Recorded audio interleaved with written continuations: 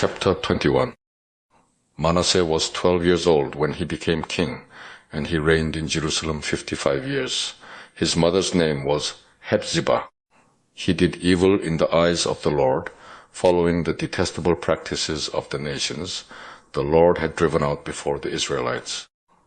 He rebuilt the high places his father Hezekiah had destroyed. He also erected altars to Baal and made an Asherah pole, as Ahab king of Israel had done. He bowed down to all the starry hosts and worshipped them. He built altars in the temple of the Lord, of which the Lord had said, "In Jerusalem I will put my name." In both courts of the temple of the Lord, he built altars to all the starry hosts. He sacrificed his own son in the fire, practiced sorcery and divination, and consulted mediums and spiritists. He did much evil in the eyes of the Lord, provoking him to anger. He took the carved Asherah pole he had made and put it in the temple, of which the Lord had said to David and to his son Solomon, "In this temple and in Jerusalem, which I have chosen out of all the tribes of Israel, I will put my name forever. I will not again make the feet of the Israelites wander from the land I gave their forefathers, if only they will be careful to do everything I commanded them, and will keep the whole law that my servant Moses gave them." But the people did not listen. Manasseh led them astray, so that they did more evil than the nations the Lord had destroyed before the Israelites. The Lord said through his servants, the prophets, "Manasseh king of Judah has committed these detestable sins. He has done more evil than the Amorites who preceded him, and has led Judah into sin with his idols. Therefore this is what the Lord, the God of Israel, says, I am going to bring such disaster on Jerusalem and Judah that the ears of everyone who hears of it will tingle. I will stretch out over Jerusalem the measuring line used against Samaria and the plumb line used against the house of Ahab. I will wipe out Jerusalem as one wipes a dish, wiping it and turning it upside down. I will forsake the remnant of my inheritance and hand them over to their enemies. They will be looted and plundered by all their foes, because they have done evil in my eyes and have provoked me to anger from the day their forefathers came out of Egypt until this day. Moreover, Manasseh also shed so much innocent blood that he filled Jerusalem from end to end, besides the sin that he had caused Judah to commit, so that they did evil in the eyes of the Lord. As for the other events of Manasseh's reign and all he did, including the sin he committed, are they not written in the book of the annals of the kings of Judah? Manasseh rested with his fathers and was buried in his palace garden, the garden of Uzzah, and Amon his son succeeded him as king. Amon was 22 years old when he became king, and he reigned in Jerusalem 2 years. His mother's name was Meshullemeth, daughter of Haruz. She was from Jotbah. He did evil in the eyes of the Lord, as his father Manasseh had done. He walked in all the ways of his father. He worshipped the idols his father had worshipped, and bowed down to them. He forsook the Lord, the God of his fathers, and did not walk in the way of the Lord. Amon's officials conspired against him, and assassinated the king in his palace. Then the people of the land killed all who had plotted against King Amon, and they made Josiah his son king in his place. As for the other events of Amon's reign, and what he did, are they not written in the book of the annals of the kings of Judah? He was buried in his grave in the garden of Uzzah, and Josiah his son succeeded him as king. Chapter 22. Josiah was 8 years old when he became king, and he reigned in Jerusalem 31 years. His mother's name was Jedidah, daughter of Adaiah. She was from Bozkath. He did what was right in the eyes of the Lord, and walked in all the ways of his father David, not turning aside to the right or to the left.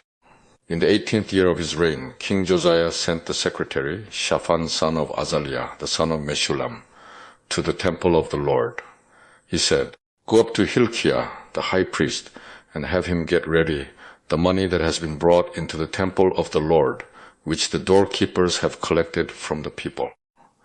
Have them entrusted to the men appointed to supervise the work on the temple, and have these men pay the workers who repair the temple of the Lord, the carpenters, the builders, and the masons, Also have them purchase timber and dress the stone to repair the temple.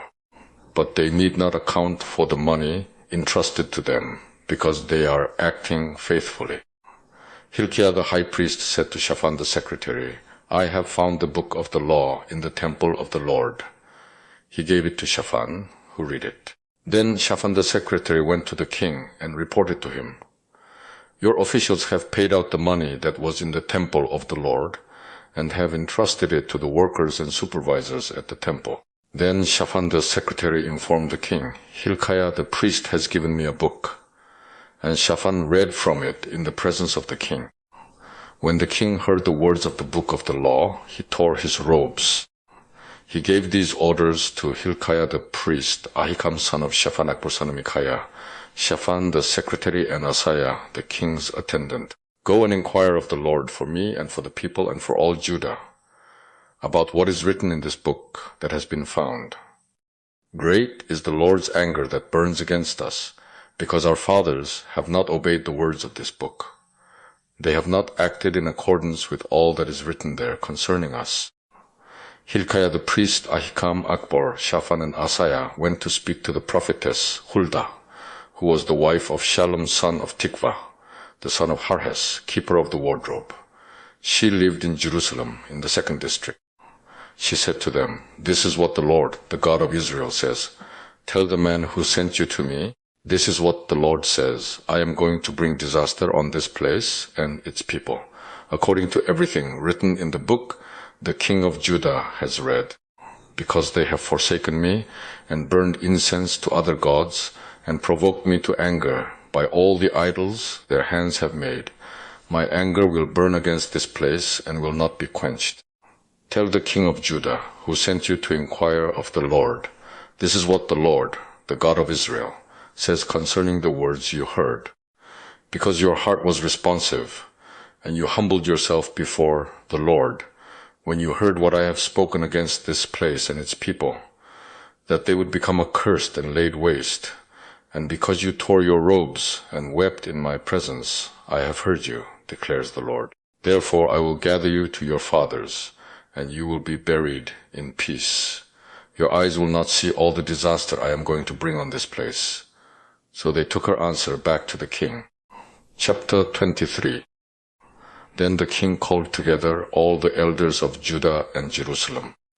He went up to the temple of the Lord with the men of Judah, the people of Jerusalem, the priests and the prophets, all the people from the least to the greatest. He read in their hearing all the words of the book of the covenant, which had been found in the temple of the Lord. The king stood by the pillar and renewed the covenant in the presence of the Lord, to follow the Lord and keep his commands, regulations, and decrees with all his heart and all his soul, thus confirming the words of the covenant written in this book. Then all the people pledged themselves to the covenant. The king ordered Hilkiah the high priest, the priests next in rank, and the doorkeepers, to remove from the temple of the Lord all the articles made for Baal and Asherah, and all the starry hosts. He burned them outside Jerusalem in the fields of the Kidron Valley, and took the ashes to Bethel. He did away with the pagan priests appointed by the kings of Judah to burn incense on the high places of the towns of Judah, and on those around Jerusalem, those who burned incense to Baal, to the sun and moon, to the constellations, and to all the starry hosts. He took the Asherah pole from the temple of the Lord to the Kidron Valley outside Jerusalem, and burned it there. He ground it to powder, and scattered the dust over the graves of the common people. He also tore down the quarters of the male shrine prostitutes, which were in the temple of the Lord, and where women did weaving for Asherah. Josiah brought all the priests from the towns of Judah and desecrated the high places, from Keba to Beersheba, where the priests had burned incense. He broke down the shrines at the gates, at the entrance to the gate of Joshua, the city governor, which is on the left of the city gate. Although the priests of the high places did not serve at the altar of the Lord in Jerusalem, they ate unleavened bread with their fellow priests. He desecrated Topheth, which was in the valley of Ben Hinnom, so no one could use it to sacrifice his son or daughter in the fire to Molech. He removed from the entrance to the temple of the Lord the horses that the kings of Judah had dedicated to the sun. They were in the court near the room of an official named Nathan-Melech.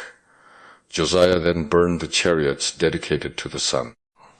He pulled down the altars the kings of Judah had erected on the roof near the upper room of Ahaz, and the altars Manasseh had built in the two courts of the temple of the Lord.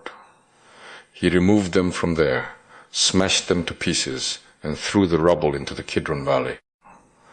The king also desecrated the high places that were east of Jerusalem on the south of the hill of corruption. The one Solomon king of Israel had built for Ashtoreth, the vile goddess of the Sidonians, for Chemosh the vile god of Moab, and for Molech the detestable god of the people of Ammon. Josiah smashed the sacred stones and cut down the Asherah poles and covered the sites with human bones.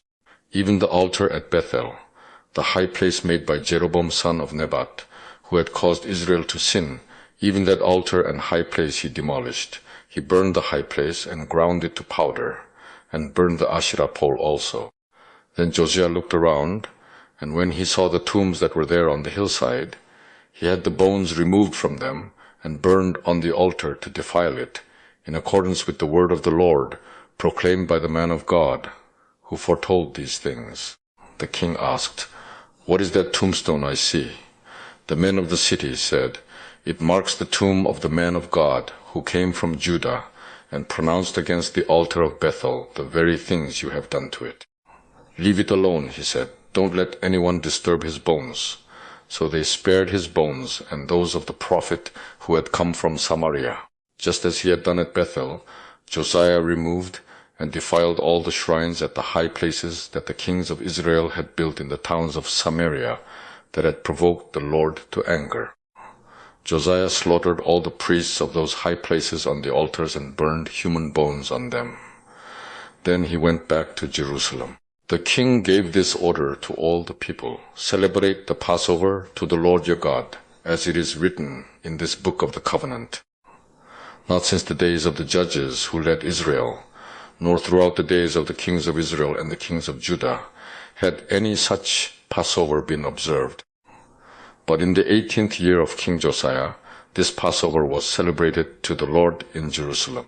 Furthermore, Josiah got rid of the mediums and spiritists, the household gods, the idols, and all the other detestable things seen in Judah and Jerusalem. This he did to fulfill the requirements of the law written in the book that Hilkiah the priest had discovered in the temple of the Lord. Neither before nor after Josiah was there a king like him, who turned to the Lord as he did, with all his heart, and with all his soul, and with all his strength, in accordance with all the law of Moses. Nevertheless, the Lord did not turn away from the heat of his fierce anger, which burned against Judah, because of all that Manasseh had done, to provoke him to anguish. So the Lord said, "I will remove Judah also from my presence, as I removed Israel, and I will reject Jerusalem, the city I chose, and this temple, about which I said, 'There shall my name be.'" As for the other events of Josiah's reign, and all he did, are they not written in the book of the annals of the kings of Judah?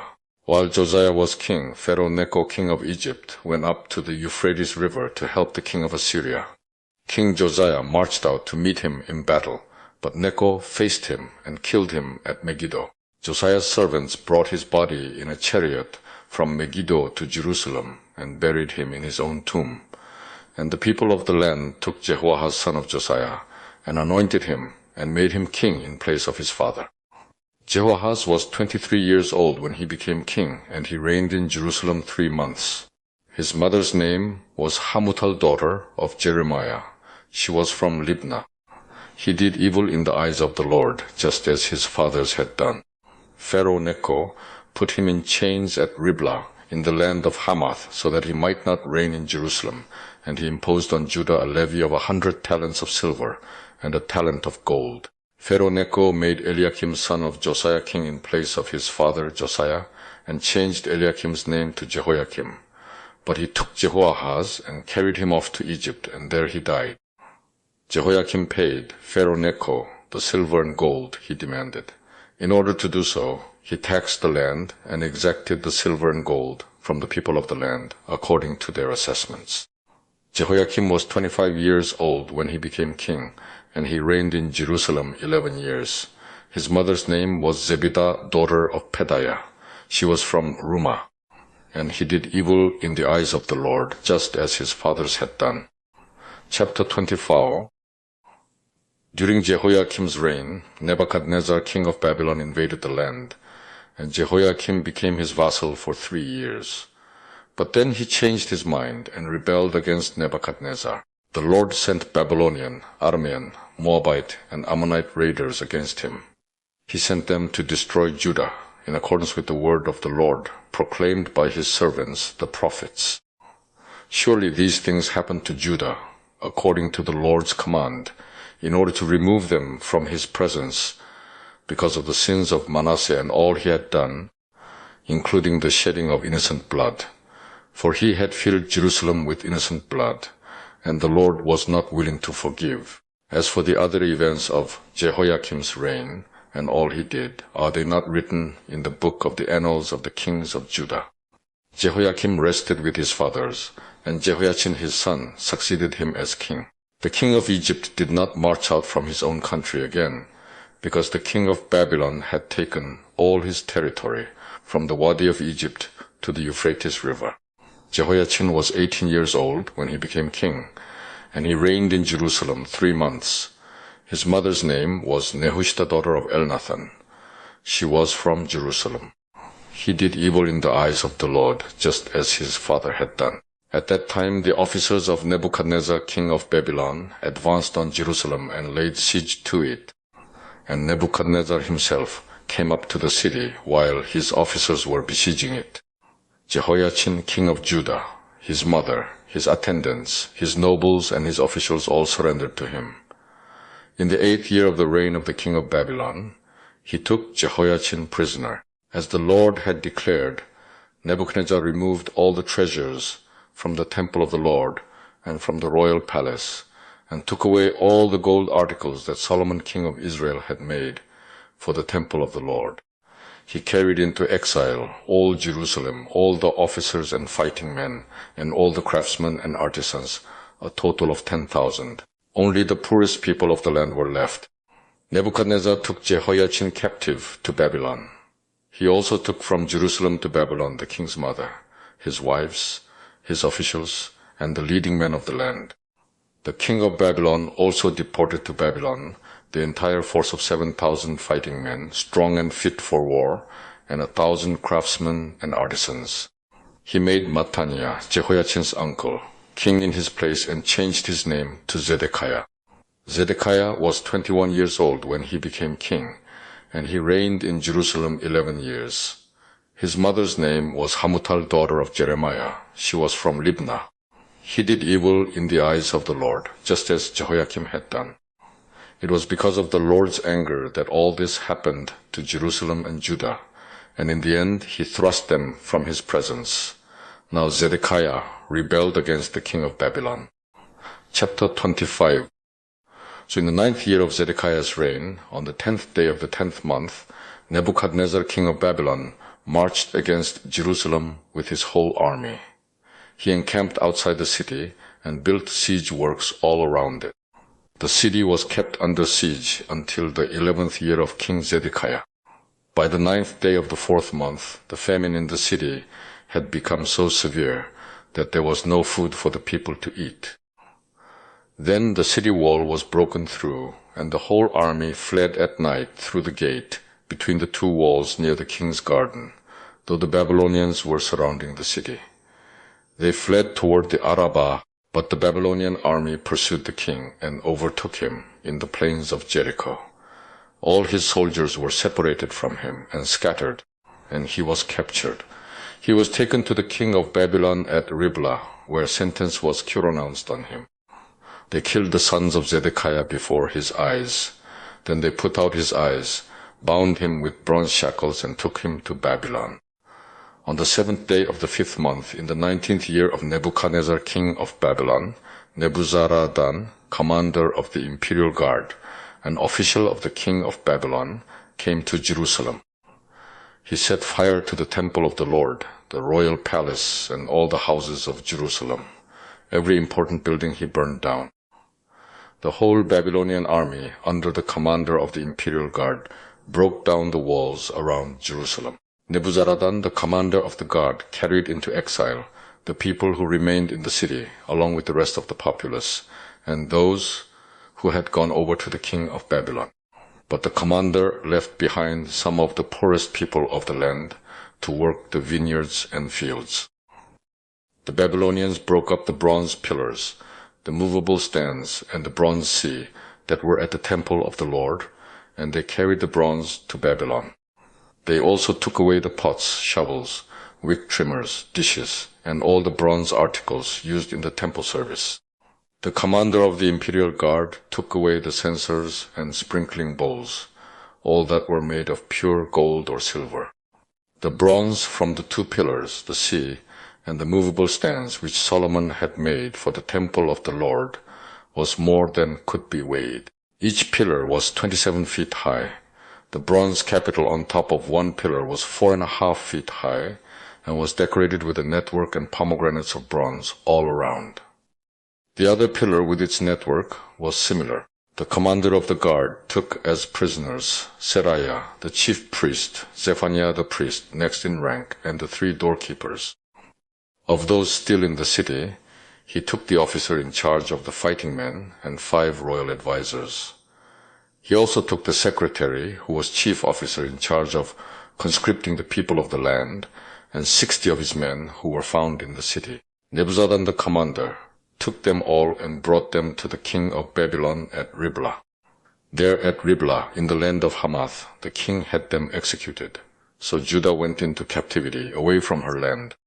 Nebuchadnezzar, king of Babylon, appointed Gedaliah son of Ahikam, the son of Shaphan, to be over the people he had left behind in Judah. When all the army officers and their men heard that the king of Babylon had appointed Gedaliah as governor, they came to Gedaliah at Mizpah. Ishmael son of Nethaniah, Johanan son of Kareah, Seraiah son of Tanhumeth the Netophathite, Jazaniah the son of the Makathite, and their men. Gedaliah took an oath to reassure them and their men. "Do not be afraid of the Babylonian officials," he said. "Settle down in the land and serve the king of Babylon, and it will go well with you." In the 7th month, however, Ishmael son of Nethaniah, the son of Elishama, who was of royal blood, came with 10 men and assassinated Gedaliah and also the men of Judah and the Babylonians who were with him at Mizpah. At this, all the people from the least to the greatest, together with the army officers, fled to Egypt for fear of the Babylonians. In the 37th year of the exile of Jehoiachin king of Judah, in the year evil Merodach became king of Babylon, he released Jehoiachin from prison on the 27th day of the 12th month. He spoke kindly to him and gave him a seat of honor higher than those of the other kings who were with him in Babylon. So Jehoiachin put aside his prison clothes and for the rest of his life ate regularly at the king's table.